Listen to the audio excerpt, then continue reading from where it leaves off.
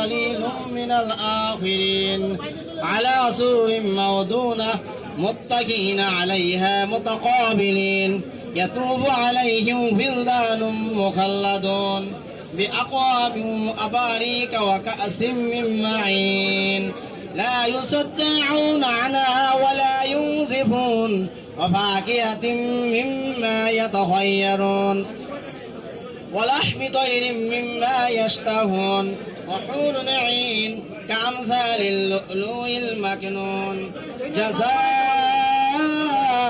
بما كانوا يعملون لا يسمعون فيها لغوا ولا تأثيما إلا قيلا سلاما سلاما وأصحاب اليمين ما أصحاب اليمين في سدر مخضود وطلح ممدود وظل ممدود وماء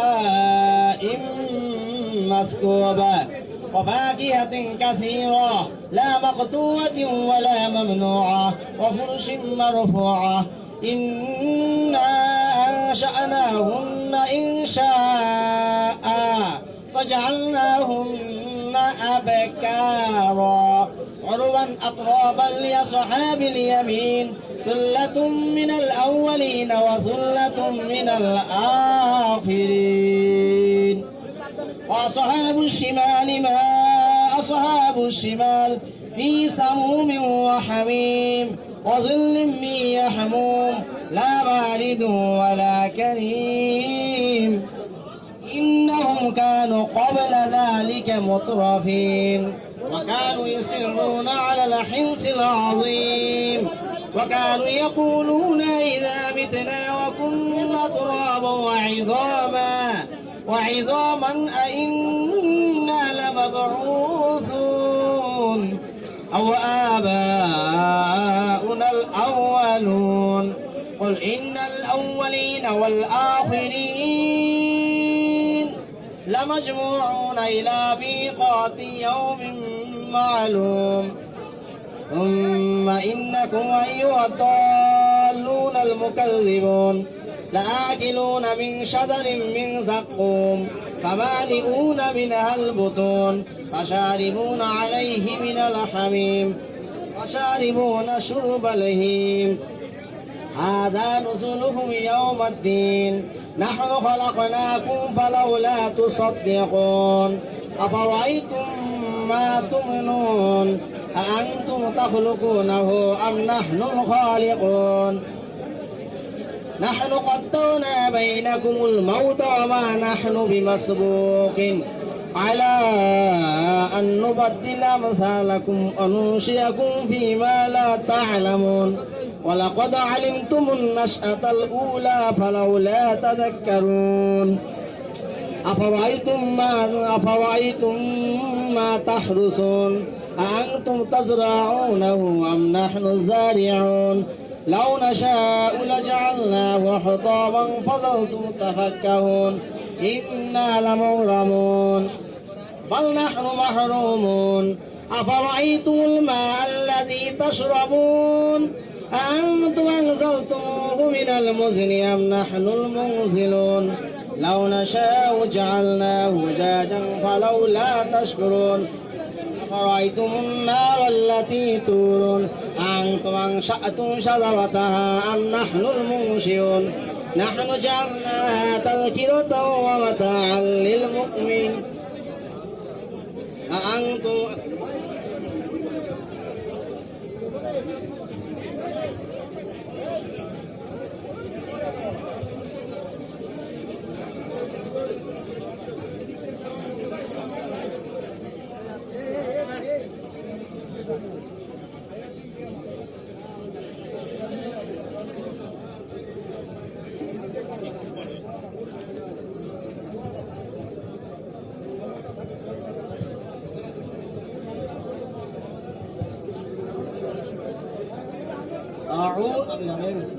أعوذ بالله من الشيطان الرجيم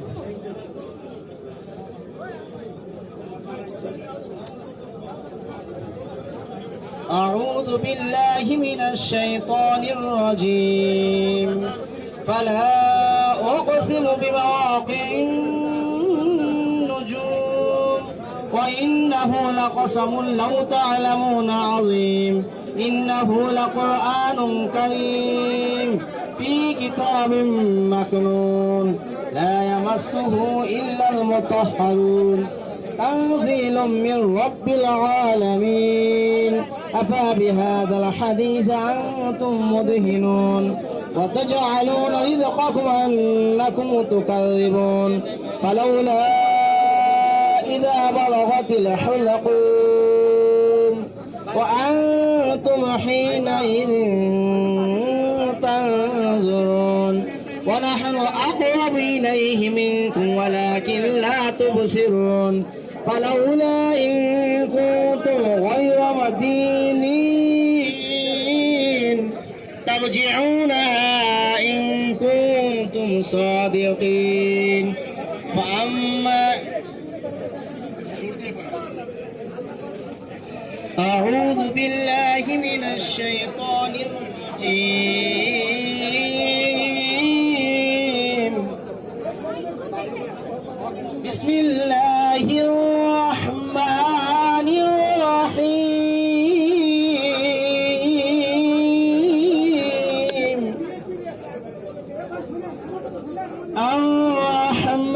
الرحمن علم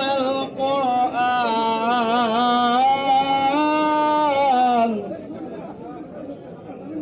خلق الإنسان علمه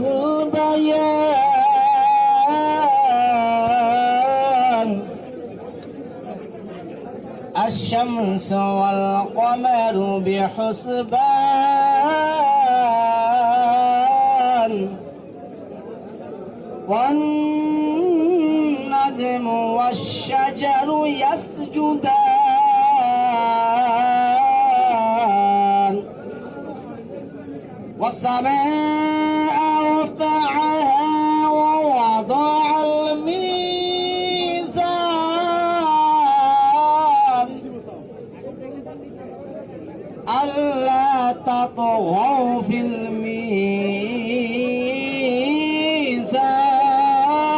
الميزان أقيموا الوزن بالقسط ولا تخسروا الميزان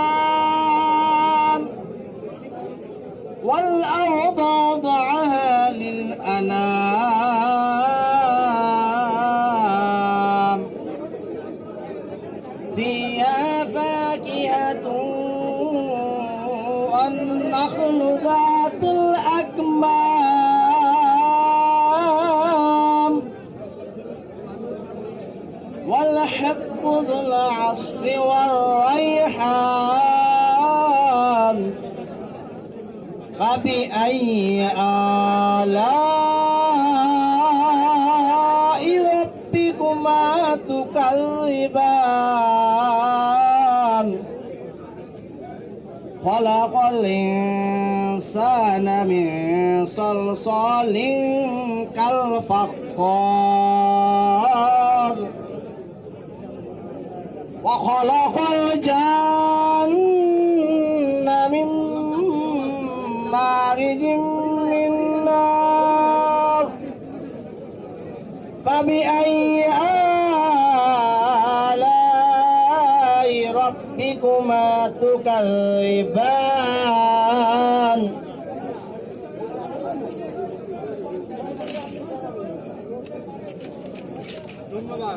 خلق الإنسان من صلصال كالفخار وخلق الجن من مارج من نار فبأي آلاء ربكما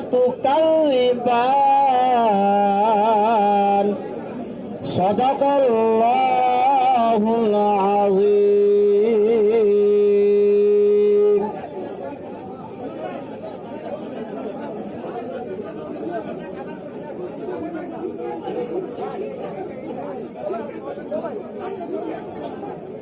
أعوذ بالله من الشيطان الرجيم. بسم الله الرحمن الرحيم.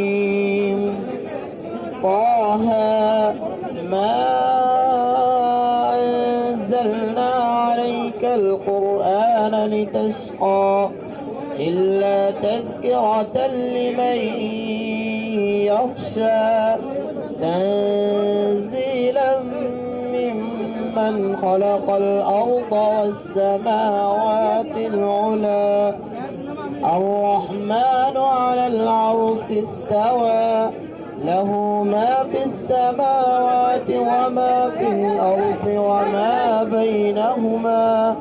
وما بينهما وما تحت الثرى وإن تجهر بالقول فإنه يعلم السر وأخفى. الله لا إله إلا هو له الأسماء الحسنى. وهل أتاك حديث موسى إذ رأى نارا فقال لأهلهم كثوا إني آنست نارا لعلي آتيكم منها بقبس أو أجد على النار هدى. فلما أتاها نودي يا موسى إني أنا ربك فاخلع نعليك إنك بالوادي المقدس طوى وأنا اخترتك فاستمع لما يوحى إنني أنا الله لا إله إلا أنا فاعبدني وأقم الصلاة لذكري إن الساعة آتية أكاد أخفيها لتجزى كل نفس بما تسعى فلا يصدنك عنها من لا يؤمن بها واتبع هواه فتردى. وما تلك بيمينك يا موسى قال هي عصاي أتوكأ عليها وأهش بها على غنمي ولي فيها مآرب أخرى. قال ألقها يا موسى فألقاها فإذا هي حية تسعى. قال خذها ولا تخف سنعيدها سيرتها الأولى واضمم يدك إلى جناحك تخرج بيضاء من غير سوء آية أخرى لنريك من آياتنا الكبرى. اذهب إلى فرعون إنه طغى قال رب اشرح لي صدري ويسر لي أمري واحلل عقدة من لساني يفقه قولي واجعل لي وزيرا من أهلي هارون أخي اشدد به أزري وأشركه في أمري كي نسبحك كثيرا ونذكرك كثيرا إنك كنت بنا بصيرا. قال قد أوتيك سؤلك يا موسى ولقد مننا عليك مرة أخرى إذ أوحينا إلى أمك ما يوحى أن اقذفيه في التابوت فاقذفيه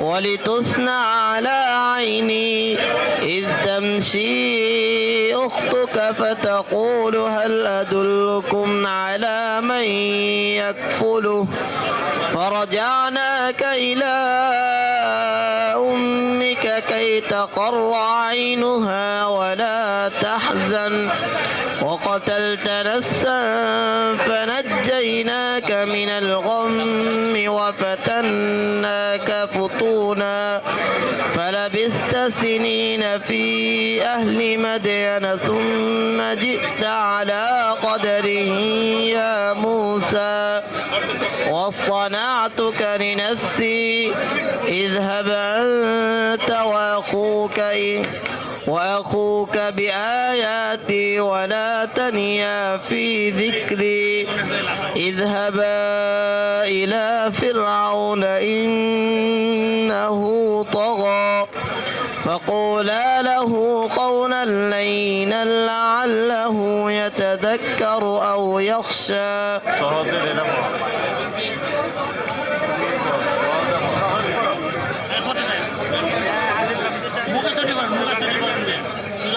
بسم الله الرحمن الرحيم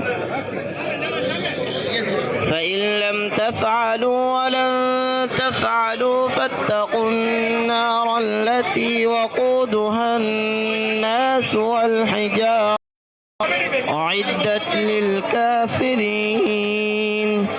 وبشر الذين آمنوا وعملوا الصالحات أن لهم جنات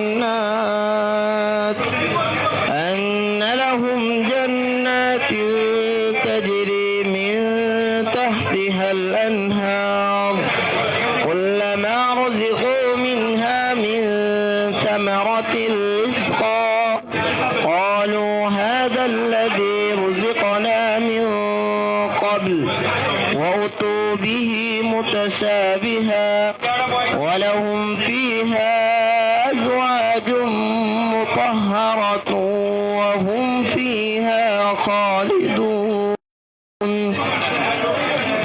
إن الله لا يستحيي أن يضرب مثلا ما بعوضة فما فوقها فأما الذين آمنوا فيعلمون أنه الحق من ربهم وأما الذين كفروا فيقولون ماذا أراد الله بهذا مثلا يضل به كثيرا ويهدي به كثيرا وما يضل به إلا الفاسقين الذين ينقضون عهد الله من بعد ميثاقه ويقطعون ما أمر الله أن يوصل ويفسدون في الأرض أولئك هم الخاسرون كيف تكفرون بالله وكنتم أمواتا فأحياكم ثم يميتكم ثم يحييكم ثم إليه ترجعون والذي خلق لكم ما في الأرض جميعا ثم استوى إلى السماء فسواهن 7 سماوات وهو بكل شيء عليم وإذ قال ربك للملائكة إني جاعل في الأرض خليفة قالوا أتجعل فيها من يفسد فيها ويسفك الدماء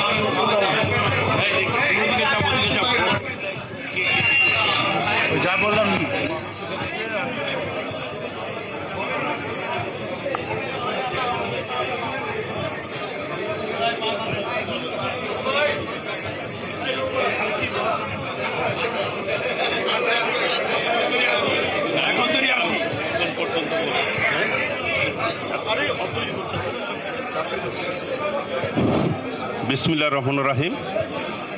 সবাই আমরা একটু সাইলেন্ট থাকি। দোয়া মাহফিল শুরু হচ্ছে। আমাদের প্রিয় নেত্রী, বাংলাদেশের অভিসম্পাদিত নেত্রী, সাবেক তিনবারের প্রধানমন্ত্রী, দীর্ঘ 9 বছর যিনি রাজপথ আন্দোলন সংগ্রাম করে বাংলাদেশের জনগণকে গণতন্ত্র উপহার দিয়েছেন, সেই আমাদের প্রিয় নেত্রী, বিএনপির চেয়ারপারসন দেশনেত্রী বেগম খালেদা জিয়ার রোগ মুক্তি কামনায় আজকের এই দোয়া মাহফিল। আপনারা দয়া করে কেউ কোনো কথা বলবেন না, সবাই সাইলেন্ট থাকবেন।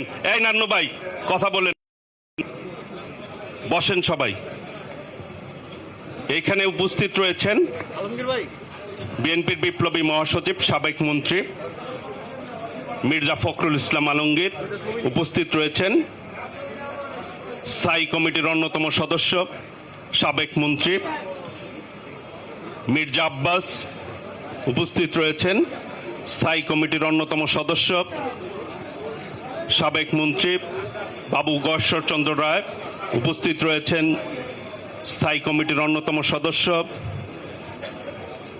সাবেক মন্ত্রী আমির খসরু মাহমুদ চৌধুরী। উপস্থিত রয়েছেন স্থায়ী কমিটির অন্যতম সদস্য,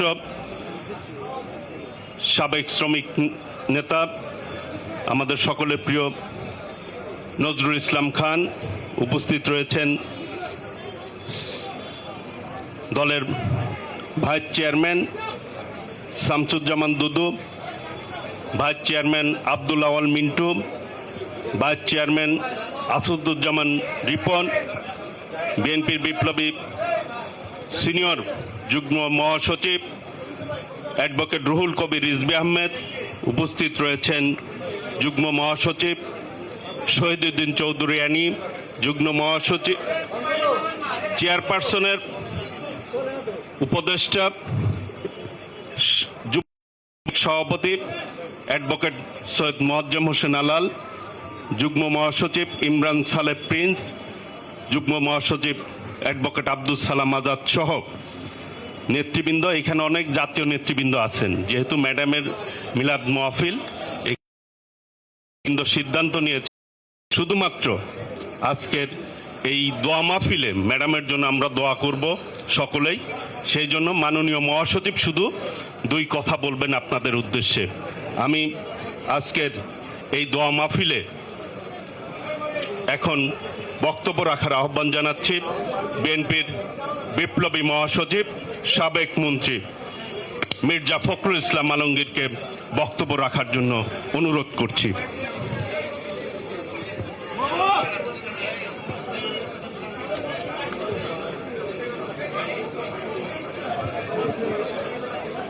বিসমিল্লাহির রহমানির রহিম। আমি মনে করি যে বর্তমান বিশ্বে যে কয়েকজন রাজনীতিক গণতান্ত্রিক নেতা তাদের সমগ্র জীবন দিয়ে গণতন্ত্রের জন্য সংগ্রাম করেছেন, তাদের অন্যতম নেত্রী,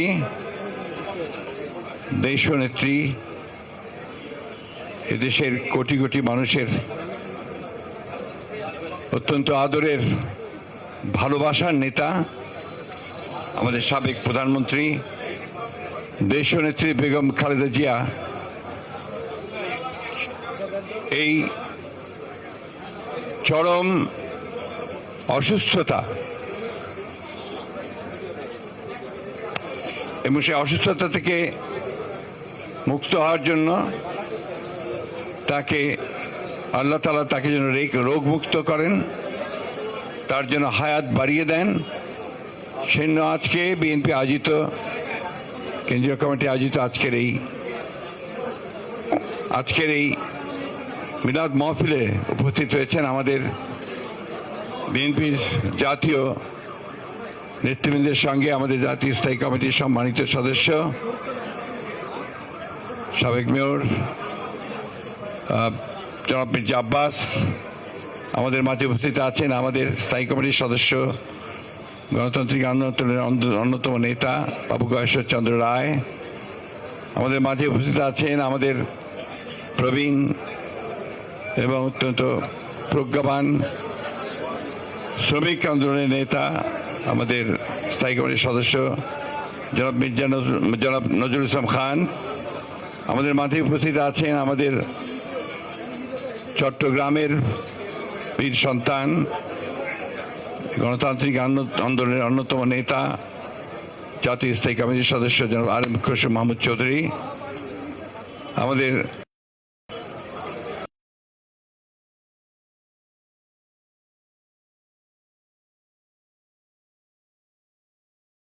কমিটির সদস্যবৃন্দ এবং যুগ্ম মহাসচিববৃন্দ, সাংগঠনিক সম্পাদকবৃন্দ এবং বিভিন্ন বিএনপি অঙ্গ সংগঠন সমিতির নেতৃবৃন্দ, প্রিয় ভাই বোনেরা, আসসালামু আলাইকুম। আমাদের দেশনেত্রী বেগম খালেদা জিয়া,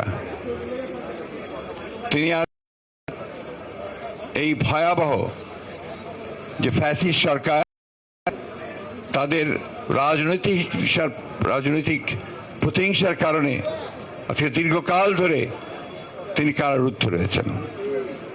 আপনারা সবাই জানেন, আমি এর পুনরাবৃত্তি শুধু এইটুকু বলতে চাই যে সম্পূর্ণ একটা মিথ্যা মামলায় সাজা দিয়ে উদ্দেশ্য প্রণোদিতভাবে তাকে রাজনীতি থেকে দূরে সরিয়ে দেওয়ার জন্য তাকে কারাগারে আটক করে রাখা হয়েছে এবং প্রকৃতপক্ষে তাকে বাসায় থাকতে দেওয়ার সুযোগ দেওয়া হলেও প্রকৃতপক্ষে তিনি পুরোপুরি অবরুদ্ধ হয়ে আছেন, বন্দী আছেন। আমরা এও জানি যে তিনি এই অবরুদ্ধ অবস্থায় সেই কারাগার থেকে অসুস্থ হয়েছেন, তার কোনো চিকিৎসা হয়নি। তিনি বারবার কমপ্লেইন করেছেন, কিন্তু তৎকালীন সরকার তারা সেটা শোনেনি এবং তার সুচিকিৎসা করেনি। পরবর্তীকালে যখন তাকে হাসপাতালে নিয়ে আসা হয়েছে, সেখানেও তার কোনো সুচিকিৎসা হয়নি। বাসায় আসার পরে যখন তাকে শর্ত দেওয়া হয়েছে তিনি বিদেশে যেতে পারবেন না, দেশেই চিকিৎসা করা হবে, সেই সময় এবার কেয়ার হসপিটালে তার যে মেডিকেল বোর্ড, সেই বোর্ড বারবার বলেছে যে ম্যাডামের যে অসুখ, সেই অসুখের চিকিৎসা এখানে করা সম্ভব নয়, কারণ তার মাল্টিভেরিয়াস যে ডিজিজেস আছে, অসুখগুলো আছে, এই অসুখগুলো চিকিৎসা করতে হলে একটা মাল্টিডিসিপ্লিনারি হসপিটাল উন্নত দেশে উন্নত মানের প্রয়োজন। বারবার এই কথা পড়ার পরেও বিভিন্নভাবে আমরা বলেছি, দল থেকে, পরিবারের পক্ষ থেকে বলা হয়েছে, সুশীল সমাজ বলেছে, এমনকি বিদেশি যারা মিশনগুলো এখানে আছে তারাও, এমনকি আপনার বাইরে থেকেও কয়েকটি সংস্থা, ইউএন সবাই তার চিকিৎসার কথা কিন্তু বলেছে। কিন্তু শেখ হাসিনা তার যে ব্যক্তিগত রাজনৈতিক প্রতিহিংসা, সেই প্রতিহিংসার কারণে তিনি দেশনেত্রী বেগম খালেদা জিয়াকে হত্যা করার উদ্দেশ্যে, তাকে রাজনীতি থেকে সরিয়ে দেওয়ার উদ্দেশ্যে তাকে কোন রকম চিকিৎসার সুযোগ দেওয়া থেকে বঞ্চিত রেখেছেন। প্রিয় বন্ধুগণ, আমরা সবাই জানি, বারবার দেখছি যে এই আজকে আওয়ামী লীগ সরকার, যারা দাবি করে যে তারা নির্বাচিত সরকার, যারা কোনো মতেই নির্বাচন করে কোনো সময় আসেনি, সম্পূর্ণভাবে একটা প্রহসনী নির্বাচন তামাশা করে, জোর করে শুধু রাষ্ট্রযন্ত্রকে ব্যবহার করে তারা আজকে ক্ষমতা দখল করে বসে আছে এবং বাংলাদেশের মানুষের এক এক করে সমস্ত অধিকারগুলো তারা কেড়ে নিয়েছে, গণতান্ত্রিক ব্যবস্থাকে ভেঙে দিয়েছে, বিচার ব্যবস্থা ভেঙে দিয়েছে, মানুষের কথা বলার অধিকার কেড়ে নিয়েছে, এমনকি মানুষের যে বেঁচে থাকবার যে ন্যূনতম যে অধিকারগুলো, সেগুলো তারা আজকে কেড়ে নিয়েছে। এই সরকার, যারা জোর করে নির্বাচিত অবৈধ সরকার, তারা আজকে সমগ্র দেশটাকেই বিক্রি করে দিয়েছে। আপনারা দেখেছেন যে কয়েকদিন আগে কয়েকজন পুলিশ কর্মকর্তা তাদের দুর্নীতির কাহিনী বেরোলো। সাবেক যে সেনাপ্রধান, তার দুর্নীতির কাহিনী বেরিয়েছে। আবারও কয়েকজন দুর্নীতির কাহিনী পুলিশের। আমি অবাক বিস্ময়ে লক্ষ্য করলাম যে গত পরশু পুলিশের অ্যাসোসিয়েশন থেকে একটা স্টেটমেন্ট দেওয়া হয়েছে সাংবাদিকদেরকে এবং যারা সত্য প্রকাশ করে তাদেরকে হুমকি দিয়ে, যে এই সত্য প্রকাশ করা যাবে না, কারণ এতে নাকি তাদের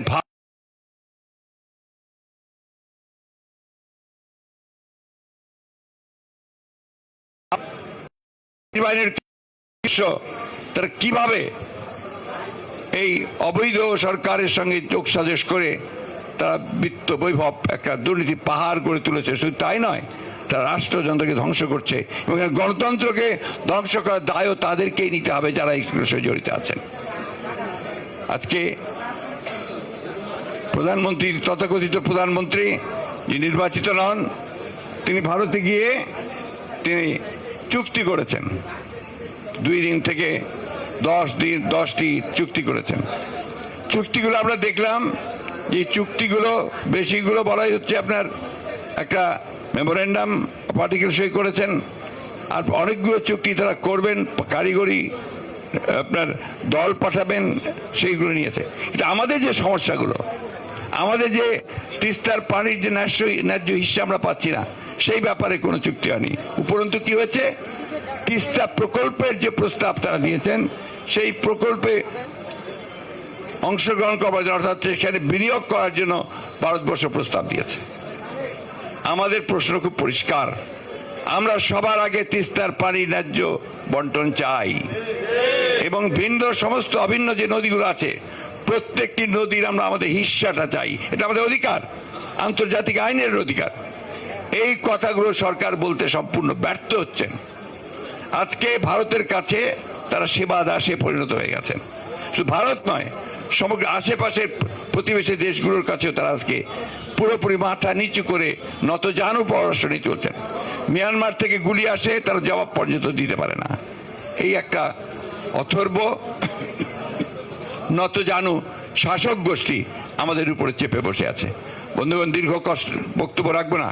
আপনারা আজকে এখানে অত্যন্ত কষ্টের মধ্যে এখানে বসে আছেন, তার চেয়ে বড় কষ্ট করছেন আমাদের দেশনেত্রী বেগম খালেদা জিয়া। তার জীবন মৃত্যু একেবারে সন্ধিক্ষণে। আমি আপনাদেরকে বলছি যে আপনারা সবাই প্রাণ খুলে তার জন্য দোয়া করবেন। শুধু দোয়া নয়, আমাদের পক্ষে যা কিছু করা সম্ভব তার সুচিকিৎসা করার জন্য সেই চেষ্টাই আমাদেরকে করতে হবে এবং তার জন্য আমাদের যা করা দরকার সেই চেষ্টা করতে হবে। আমরা আসুন পরম করুণাময় আল্লাহ তাআলার কাছে এই দোয়া চাই যে আল্লাহ তাআলা যেন আমাদের গণতন্ত্রের প্রতীক, যিনি আমাদেরকে স্বৈরাচারের কাছ থেকে গণতন্ত্র এনে নেতৃত্ব দিয়েছিলেন, যিনি এই দেশে বহুদলীয় গণতন্ত্রকে আরো শক্তিশালী করার জন্য সংসদীয় গণতন্ত্র প্রবর্তন করেছিলেন, যিনি কেয়ারটেকার গভর্নমেন্টকে সংবিধানের সংযোজন করে তিনি এই দেশের মানুষের ভোটের অধিকারকে নিশ্চিত করেছিলেন, যিনি এই দেশের মানুষকে তার আর্থিক মুক্তির জন্য কাজ করেছিলেন, যে কারণে তখন বিদেশের পত্রিকাগুলোতে লেখা হতো ইমার্জিং টাইগার, একটা ভাগ বেরিয়ে আসছে অর্থনৈতিক দিক দিয়ে বাংলাদেশ। কিন্তু দুর্ভাগ্য আমাদের সেই নেত্রী আজকে বিনা চিকিৎসায়, আজকে বন্দী অবস্থায় তিনি আজকে মৃত্যু শয্যায়। আপনারা আল্লাহর কাছে দোয়া করেন। আমি আপনাদেরকে অনুরোধ করব, আমাদের সকল নেতৃবৃন্দের পক্ষ থেকে আসুন আমরা আজকে কায়ে মনোবাক্যে আল্লাহ তাআলার কাছে দোয়া করি যে আল্লাহ তাআলা যেন তার জান বখশে দেন, তাকে আমাদের মাঝে ফিরিয়ে দেন, আমরা যেন তার নেতৃত্বে আবার সবাই আগের মতো জেগে উঠতে পারি এবং এই ভয়াবহ দানব যে আমাদের রাষ্ট্রের, মানুষের, জাতির সমস্ত কিছু ধ্বংস করে দিচ্ছে, তাকে যেন আমরা পরাজিত করতে পারি। বন্ধুগণ, আসুন আমরা সেই দোয়াই আল্লাহর কাছে আজকে চাই। আল্লাহ তাআলা আমাদেরকে সেই তৌফিক দেন, সেই শক্তি দেন, যেন আমরা আমাদের নিজের পায়ে নিজেরা দাঁড়াতে পারি। বন্ধুগণ, আসসালামু আলাইকুম। আসসালামু আলাইকুম।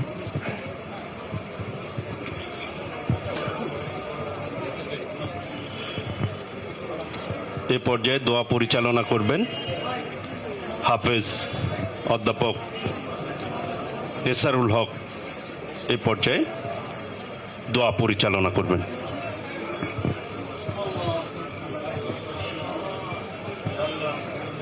أعوذ بالله من الشيطان الرجيم بسم الله الرحمن الرحيم إن الله وملائكته يصلون على النبي يا أيها الذين آمنوا صلوا عليه وسلموا تسليما اللهم صل على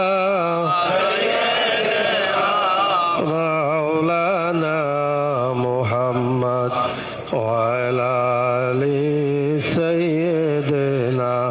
مولانا محمد اللهم صل على سيدنا مولانا محمد وعلى آل سيدنا مولانا محمد بلغ العلا بكماله كشف الدجى بجماله حسنت جميع خصاله صلوا عليه وآله الصلاة والسلام عليك يا رسول الله الصلاة والسلام عليك يا حبيب الله الصلاة والسلام عليك يا شافع المذنبين الصلاة والسلام عليك يا رحمة للعالمين لا إله إلا الله محمد رسول الله اللهم آمين ربنا ظلمنا أنفسنا وإن لم تغفر لنا وترحمنا لنكونن من الخاسرين ربنا فاغفر لنا ذنوبنا وكفر عنا سيئاتنا وتوفنا مع الأبرار ربنا اغفر لي ولوالدي وللمؤمنين يوم يقوم الحساب رب ارحمهما كما ربياني صغير رب ارحمهما كما ربياني صغير রব্বুল আলামিন মহিয়ান গরিয়ান সর্বশক্তিমান দয়ালু দাতা মেহেরবান তোমার শাহী দরবারে আলিশানে হাত দুখানা পেতে দিয়েছি মেহেরবানি করে আমাদের হাতকে কবুল ও মঞ্জুর করে না রব্বুল আলামিন আল্লাহ তাআলা কুরআনুল কারীম থেকে তেলাওয়াত করা হয়েছে নবীর উপরে দরুদ ও সালাম পেশ করা হয়েছে ইহার সাকুল্য সওয়াব সোনার মদিনায় নবী পাকের রওজা মোবারকে পৌঁছিয়ে দাও तमाम পৃথিবীর নিচে যত মুসলমান নরনারী শুয়ে গিয়েছেন আল্লাহ মেহেরবানি করে তাদের সকলের আরওয়াফের হাদিয়াটুকু পৌঁছিয়ে দাও রব্বুল আলামিন মহান স্বাধীনতার ঘোষক শহীদ রাষ্ট্রপতি জিয়াউর রহমানের রূহ মুবারক ইয়ার হাদিয়া পৌঁছিয়ে দাও রব্বুল আলামিন তুমি অন্তর্যামী তুমি ভালো করে জানো কি উদ্দেশ্য নিয়ে আজকে এই দোয়া মাহফিলের আয়োজন করা হয়েছে আয় আল্লাহ বিএনপির চেয়ারপারসন আয় আল্লাহ দেশনেত্রী বেগম খালেদা জিয়া অসুস্থ অবস্থায় হাসপাতালে রয়েছে আল্লাহ মেহেরবানি করে আমাদের প্রিয় মা আমাদের প্রিয় নেত্রীকে তুমি পরিপূর্ণ সুস্থতা দান করে দাও রব্বুল আলামিন আল্লাহ দীর্ঘ 6 বছরের অধিক পর্যন্ত তাকে আমরা দেখি না আল্লাহ আল্লাহ আমাদের প্রিয় নেত্রীর সুচিকিৎসার ব্যবস্থাও করতে পারছি না আমরা আল্লাহ জালেম সরকারের হাত থেকে আমাদের প্রিয় নেত্রীকে তুমি মুক্তির ব্যবস্থা করে দাও রব্বুল আলামিন হাসপাতালে তাকে পরিপূর্ণ সুস্থতা দান করে দাও আয় আল্লাহ তার কলিজার টুকরা আরাফাত রহমান কোকো বনানী গোরস্থানে শুয়ে রয়েছেন আল্লাহ মেহেরবানি করে তাকে তুমি জান্নাতুল ফেরদাউস নসিব করে দাও রব্বুল আলামিন দলের ভারপ্রাপ্ত চেয়ারম্যান জনাব তারেক রহমান আল্লাহ হাজার হাজার মাইল দূরে অবস্থান করতেছে আল্লাহ আমাদের প্রিয় নেতাকে আল্লাহ পরিপূর্ণ সুস্থতা দান করে দাও রব্বুল আলামিন বাংলাদেশের উপরে তোমার খায়ের বরকত নাজিল করে দাও আল্লাহ দেশের স্বাধীনতা সার্বভৌমত্ব কিয়ামত পর্যন্ত কবুল করে নাও আল্লাহ বিগত আন্দোলন সংগ্রামে যারা জীবন দিয়েছেন মেহেরবানি করে তাদেরকে শহীদ হিসাবে কবুল করে নাও রব্বুল আলামিন আমরা যারা হাত তুলেছি আমি জানি না কে কি আশা ভরসা নিয়ে হাত তুলেছে। মেহেরবানি করে সকলের নেক মাকাসুদকে পূর্ণ করে দাও রব্বুল আলামিন। খাস করে আমাদের প্রিয় নেত্রীকে পরিপূর্ণ সুস্থতা দান করে দাও। রব্বানা তাকাব্বাল মিন্না ইন্নাকা আনতাস সামিউল আলিম ওয়া তুব আলাইনা ইয়া মাওলানা ইন্নাকা আনতাত তাওয়াবুর রহিম বিহাক্কি লা ইলাহা ইল্লাল্লাহু মুহাম্মাদুর রাসূলুল্লাহ। আসসালামু আলাইকুম। আপনারা একটু বসেন, বসেন, দয়া করে একটু বসেন। সবাই বসেন, কেউ উঠবেন না, তবরকের ব্যবস্থা আছে। সবাই বসেন, যার জায়গায় বসে থাকেন।